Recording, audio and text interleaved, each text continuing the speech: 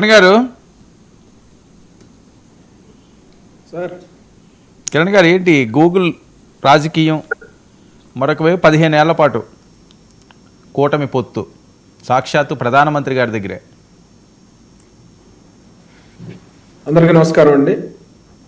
Sir, ఈ Google data centre ఈ రోజున వైజాగ్లోకి రావటం ద్వారా గూగుల్ ఇండైరెక్ట్గా ఇన్వెస్టర్లందరికీ ఒక బలమైన సంకేతాన్ని ఇచ్చింది సార్. ఏంటంటే పవన్ కళ్యాణ్ గారు పదే పదే చెప్తా ఉన్న మాట, 15 సంవత్సరాల పాటు ఈ కూటమి అధికారంలో ఉంటుంది అనే మాట బలంగా పవన్ కళ్యాణ్ గారు ఏదైతే చెప్తా ఉన్నారో అదే సందేశాన్ని ఇండైరెక్ట్గా గూగుల్ ఇన్వెస్టర్స్ అందరికీ ఇచ్చింది.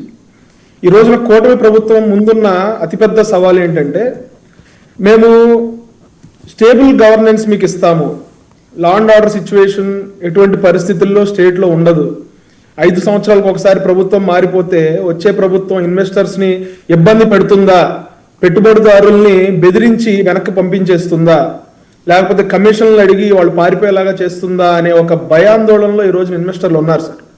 అటువంటి పరిస్థితుల్లో ఈ రోజున గూగుల్ వచ్చి వైజాగ్లో $15 బిలియన్ అంటే 1,30,000 కోట్ల రూపాయల పెట్టుబడి ఇక్కడ వైజాగ్లో పెట్టడం అంటే నిజంగా మిగతా ఇన్వెస్టర్లందరికీ కూడా వాళ్ళు ఒక కాన్ఫిడెన్స్ ఇస్తూ ఉన్నారు.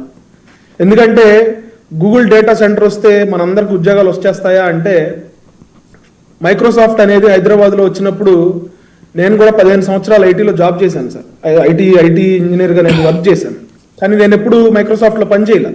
కానీ మైక్రోసాఫ్ట్ ఇచ్చిన కాన్ఫిడెన్స్తో ఇతర ఐటీ కంపెనీస్, కొన్ని వందల వేల కంపెనీస్ హైదరాబాద్ లాంటి నగరాల్లో, అదేవిధంగా బెంగళూరు లాంటి మహానగరాల్లో, లేకపోతే దేశవ్యాప్తంగా పూణే కానీ, ముంబై కానీ, చెన్నై కానీ, నోయిడా కానీ, ఇట్లా అనేక రకమైనటువంటి నగరాల్లో వేల కంపెనీలు వచ్చాయి.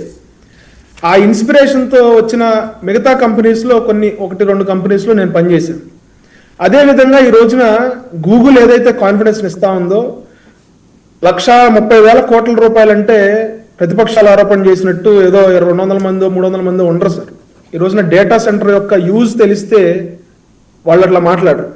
డేటా సెంటర్ వల్ల ఇప్పుడు స్కేల్ చేసుకోవడానికి అవకాశం ఉంటుంది.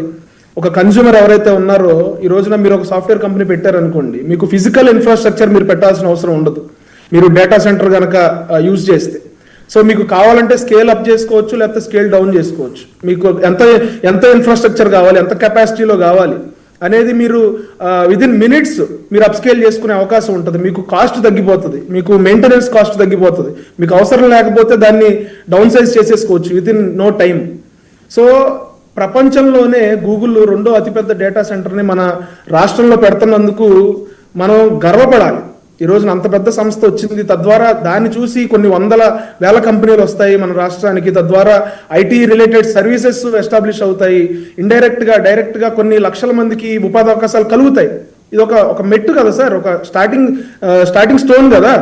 దీన్ని మనందరం కూడా హర్షించాల్సిన అవసరం ఉంది, దీన్ని మనందరం కూడా వెల్కమ్ చేయాల్సిన అవసరం ఉంది. ఈ రోజున ప్రపంచం మాట్లాడుకుంటా ఉంది వైజాగ్ గురించి, ప్రపంచం మాట్లాడుకుంటా ఉంటుంది. మనం, మీరు, నేను, ఇంకొకళ్ళు చెప్పేది కాదు. సుందర పిచ్చయ్య గారు ఈ రోజున $15 బిలియన్ మనకు ఇన్వెస్ట్మెంట్ వచ్చిందంటే కర్ణాటకకి అవకాశం లేదు.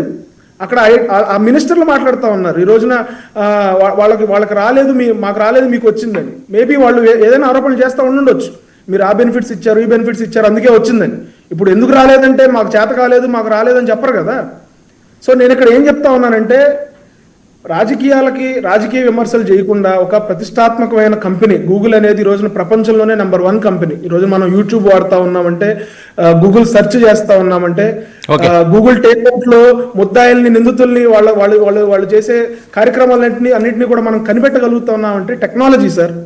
దాన్ని మనం భూతత్వంలో అంటే దాన్ని ఏదో ఒక ఎఫర్ట్ ని మనందరం కూడా అప్రిషియేట్ చేయాల్సిన అవసరం ఉంది. ఖచ్చితంగా నారా లోకేష్ గారికి, చంద్రబాబు నాయుడు గారికి, పవన్ కళ్యాణ్ గారికి సందర్భంగా కాన్ఫిడెన్స్ ఇచ్చినందుకు గూగుల్ కి మేమందరం కూడా కృతజ్ఞతలు తెలియజేసుకుంటా ఉన్నాం సార్. 15 సంవత్సరాలు పవన్ కళ్యాణ్ గారు సార్ స్టేబుల్ గవర్నమెంట్ ఎన్ని సంవత్సరాలైనా ఉండొచ్చు, తప్పే ఉంది సార్. అరాచక శక్తి, అరాచక ప్రభుత్వాలు ఉండకూడదు. కానీ మంచిగా పరిపాలించి, లేకపోతే ఉపాధి అవకాశాలు కల్పించి, అందరికీ అవకాశాలు కల్పించే ప్రభుత్వం ఉంటే మంచిదే కదా సార్. 15 సంవత్సరాలు అంటే 25 సంవత్సరాలైనా ఉండొచ్చు, hand in hand. Right. Venkatareddy గారు, వరం గారు, ముందుగా మీకు ఏంటి గూగుల్లో 200 ఉద్యోగాలు వస్తాయంటున్నారట? మీకు ప్యానెల్లో ఉన్న అందరికీ అట్లానే 99 టీవీ ప్రేక్షకులందరికీ నమస్కారాలు. నేను తప్పుడు ప్రచారం చేస్తున్నాను అని చెప్పి అంటున్నారు కదా. విష్ణుకుమార్ రాజు కూడా మా మనిషే కదా, బీజేపీ ఎమ్మెల్యే విష్ణుకుమార్ రాజు గారు ఈరోజు ఇచ్చినటువంటి, మీరు ఆయన వీడియో బయట ఒకసారి అనండి, ఒక 40 సెకండ్స్ ఉంటుంది. చాలా మందికి ఏ విధంగా అయితే ఎంతమంది ఉద్యోగాలు వస్తాయని చెప్పి అదొక సంశయం ఉంది. ఇది బేసిక్గా డేటా సెంటర్ అంటే ఇదేమీ కాల్ సెంటర్ కాదు. ఇది ఏదో డేటా ఎంటర్ చేసే కాల్ సెంటర్ కూడా కాదు. ఇది ఏదైతే ఇన్ఫర్మేషన్ స్టోరేజ్ ఇక్కడి నుంచి ఇతర దేశాలకి కూడా పంపించే పరిస్థితి ఉంది. కాబట్టి ఇక్కడ ఎంత నెంబర్ ఆఫ్ ఉద్యోగాలు వస్తాయనేది క్రైటీరియా కాదు. అంతేగాని ఏదో 1,80,000 ఉద్యోగాలు లేకపోతే అని మాట అది అప్రాప్రియేట్ కాదు. అన్ని ఉద్యోగాలు మాత్రము అది డైరెక్ట్ ఉద్యోగాలు రావు. ఇది పాయింట్ నెంబర్ 1. రెండవది, మొన్న ఈనాడు దినపత్రిక రాష్ట్రానికి 1,14,000 కోట్ల పెట్టుబడులు